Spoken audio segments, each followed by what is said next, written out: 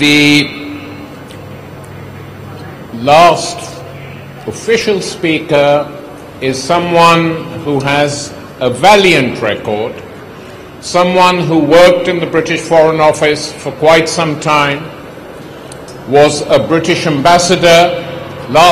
His last posting was to Uzbekistan, where asylum was considered, where refugees were sometimes led into the British embassy in that country. And Craig Murray has now, even though he's not that old, has become a veteran fighter for civil rights, for civil liberties all over the world. And it's with very great pleasure that I now call on Craig Murray.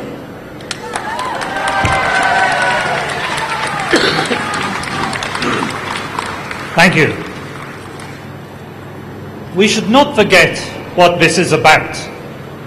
This is about the persecution of an individual who has made life much more simple and more productive for whistleblowers in the information age, and in an age when, as Western governments become increasingly authoritarian and civil liberties are diminished, we need whistleblowers more than ever to protect the rights of all of us.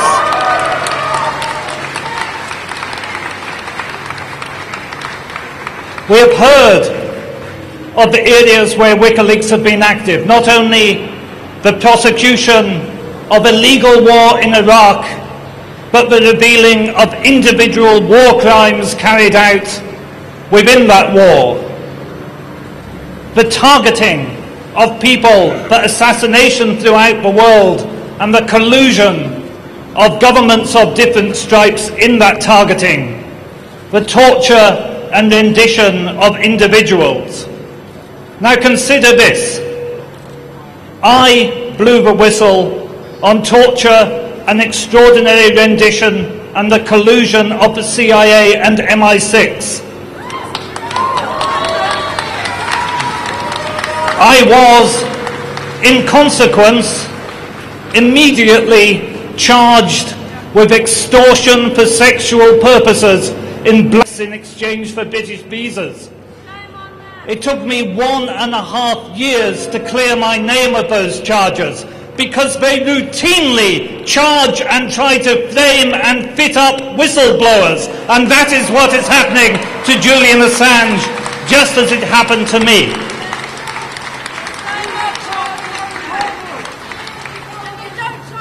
I shared a platform across the United States with a very brave lady, Brigadier Janice Karpinski, who was the senior woman in the United States Army. She blew the whistle on the fact that she had seen documents signed personally by Donald Rumsfeld authorizing the torture at Abu Ghraib. The very next day, she was charged with shoplifting. I could name 5 or 6 examples straight away of individual whistleblowers who are always immediately charged with offences which don't relate to whistleblowing at all, because in the United States and the United Kingdom, and apparently Sweden today, just as it used to always happen in authoritarian and totalitarian countries, dissidents are not charged with political offences, they are fitted up with criminal offences. That is the state our society has come to. How likely is it that when I was engaged in a bitter struggle, an internal struggle with my own government who were trying to sack me over the use of torture, and I was trying to prevent the use of torture, did I then think, oh, that's a good idea, I'll go and rape someone tomorrow while I'm in the middle of this? Was Julian Assange, while conducting the campaign of WikiLeaks, so distracted he decided to get into incidental and coincidental criminal activity? Did Donald Rumsfeld get outed as the man who authorised torture by Janice Karpinski just for her to think the very next day she would pop out and do a bit of shoplifting? No! Only our disgustingly complacent and spoon-fed mainstream media would accept such a narrative for one single moment. It is obviously nonsense to anybody with half a day.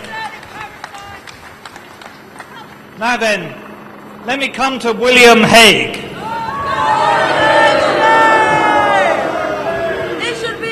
William Hague told us that when he was a student, he used to drink 14 pints of beer a day.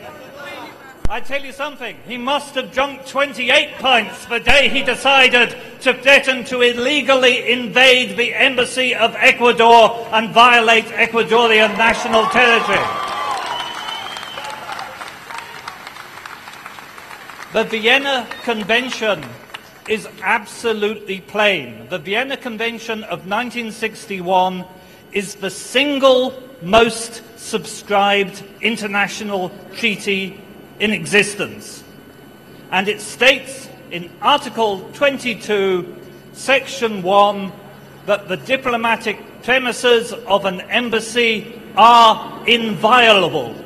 Full stop. Are inviolable.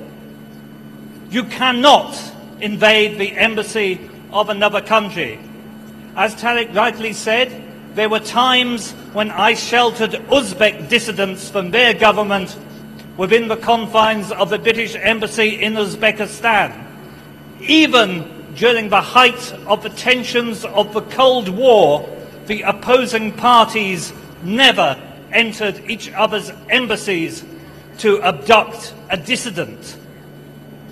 The fact that William Hague now openly threatens the Ecuadorians with the invasion of their sovereign premises is one further example of the total abandonment of the very concept of international law by the neoconservative juntas that are currently ruling the former Western democracies.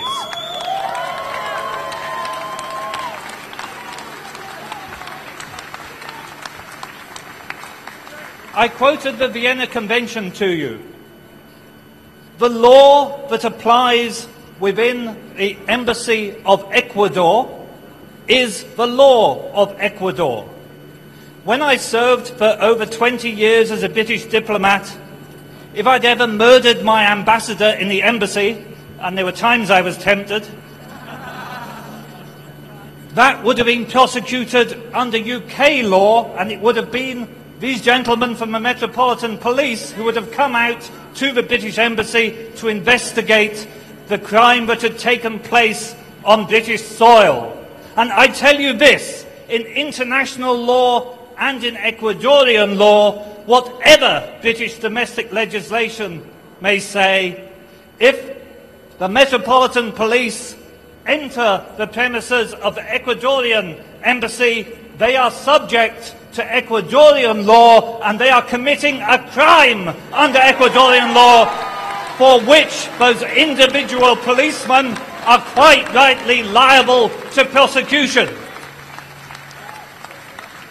And I can tell you something else for certain. The position I've just outlined, that the invasion of a diplomatic premises is a crime in international law and a crime in the state whose premises are invaded, that is a position which is taken by virtually every country in the world. And it is a crime which is eminently extraditable. So any policeman who forcibly enters the premises of the Embassy of Ecuador will find himself liable for extradition to Ecuador as soon as he leaves the United Kingdom.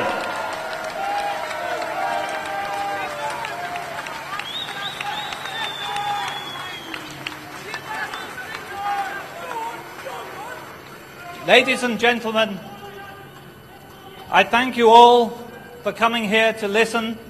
I thank deeply and from my heart those of you who have come to support Julian Assange and support his continuing struggle for freedom and to support the continuing cause of whistleblowing and revealing that which government does not want you to know. We are here today for freedom.